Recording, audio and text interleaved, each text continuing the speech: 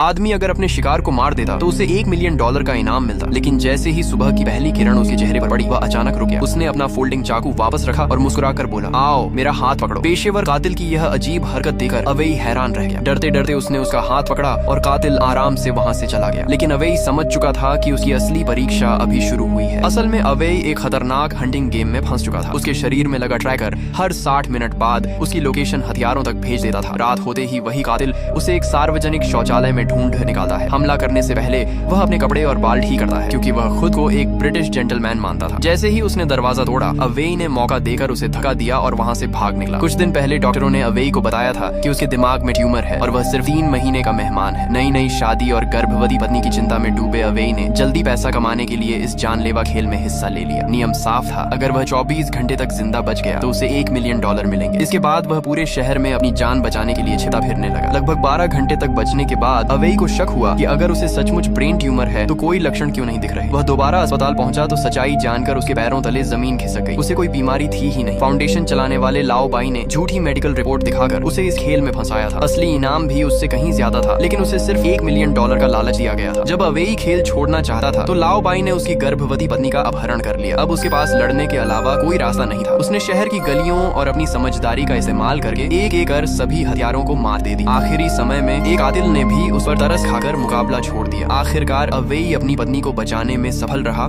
और मौत के इस खेल से जिंदा निकलकर नई जिंदगी की शुरुआत की।